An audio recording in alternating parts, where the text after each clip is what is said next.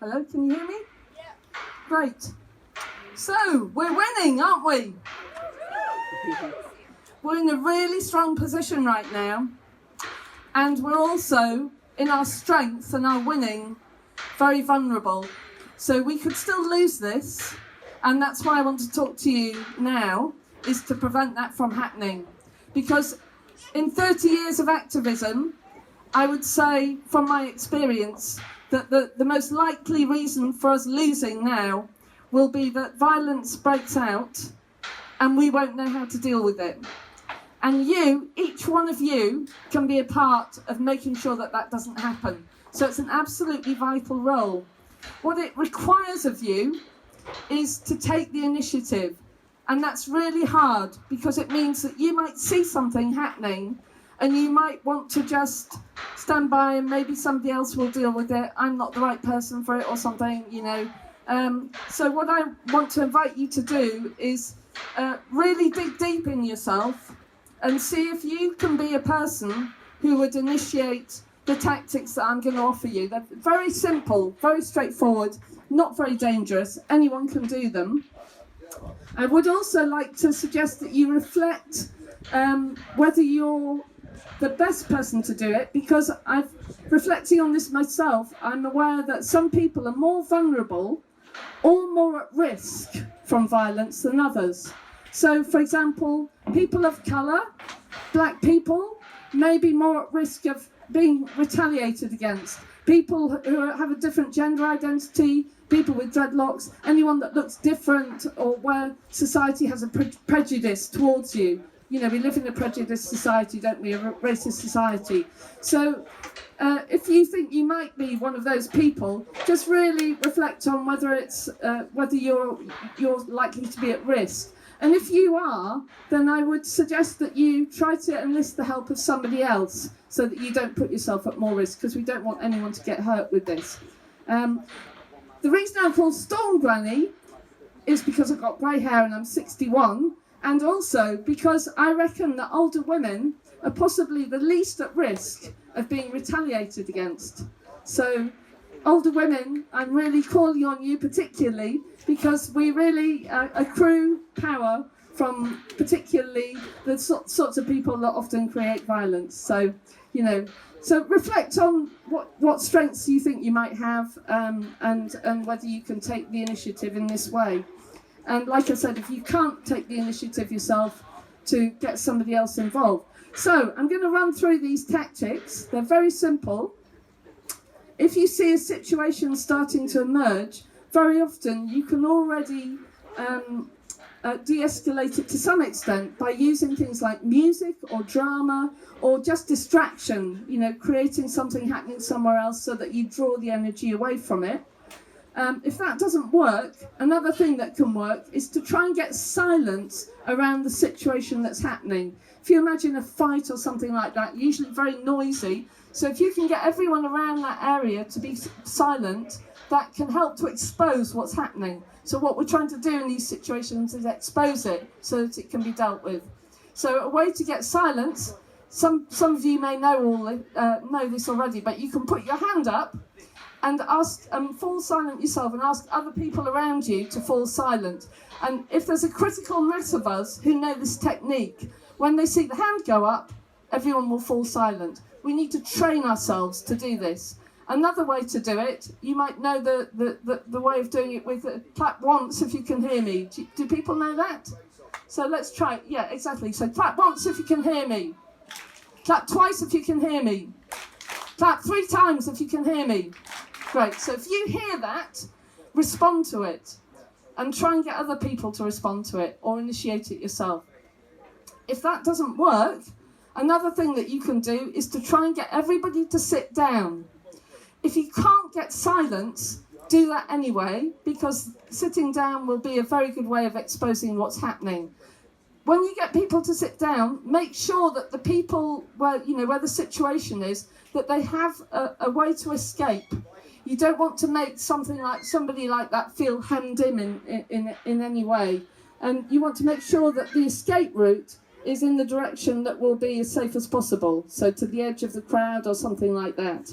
So make it clear to them that they've got a way to escape. And also just to say, we're not about shaming people or accusing them or anything like that. We just want to stop the behaviour. That's what we're trying to do here. If that doesn't work, the next technique you can use is the universal stop position. So most of you will have seen maybe at junctions when the police are organising the traffic, they often use that symbol, right? So everybody recognises that means stop. So you can do that towards the situation.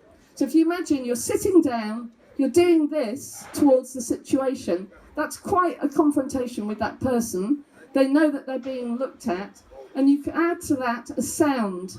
And the good sound is to just hum. It makes quite a strange sound, and it's very, it catches attention. Again, if you hear that sound, you know you need to go towards it and help support what's happening. So do you want to try that? So put your hand up and go hum, hum, and keep it going, for a few minutes, just until things calm down. If that doesn't work and it's still very noisy, so your hum can't be heard, the next thing you can do is do a chant. So there's 2 chants that are being recommended for this. One is, I've forgotten it, hang on. Love, peace, respect. Love, peace, respect. You could even sort of make it a singing, bring a bit of a melody into it. Love, peace, respect. Love, peace, respect. Something like that. And get everyone doing it with you. If it feels like something a little bit more pokey is needed, or it needs a louder volume, another good one is to chant, we're non-violent, how about you? Oh, we are peaceful. So you're giving a question. You're trying to get the person to reflect on what they're doing. Oh, maybe I don't want to be doing this thing that's upsetting everybody around me, that they're chanting this thing at me, and, gets them to think about what they're doing. So let's try that. We're non-violent, how about you?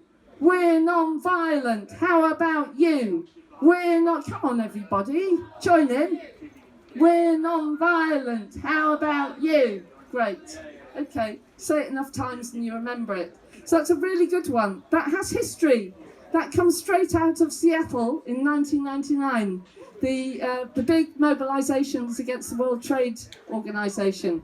It was a highly successful method, and it was done by radical cheerleaders in the US. So they would go with their coloured pom-poms, and wherever there was violence, they would do these chants. So you might even want to get your affinity group together and be a de-escalation team using that method if you see something happening. Now I know that there's been quite a problem here at Marble Arch with people drinking and taking drugs. So again, we need to take the initiative. We're all rebels here, we're all crew. If we don't do it, nobody else is. We need to take the initiative ourselves. You might be afraid of doing that, but if you feel like you can and you're not a person at risk, go with your knees knocking, You can feel frightened and still do something. So, go and approach the person, have a chat with them. We're not about excluding people, we're about excluding the behaviour. So they're very welcome to be here if they're somebody who wants to have a drink, but we don't want them with the alcohol. So if they want to drink, they're actually excluding themselves.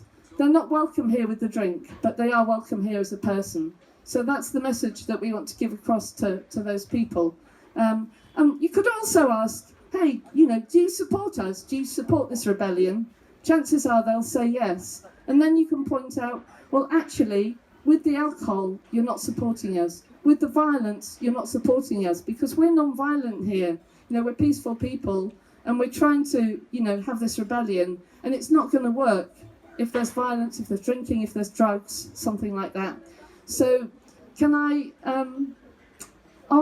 I just really, from the bottom of my heart, I'm asking for your involvement in this, because like I say, if this fails, it's going to be because of violence. We've got quite a vulnerable situation in all the camps. There's no clear boundaries. People can drift in. We don't know who they are. We don't know what their motives are. And we need to self-regulate, self-cultivate the atmosphere of non-violence, because non-violence isn't just not being violent. It's something that actively has to be created, and we can create that by cultivating this atmosphere of being chilled out and calm people, not using alcohol, not using drugs. Okay, I think you probably got the message. I think I'll leave it there. Thanks very much for listening, and yeah, Viva la Rebellion!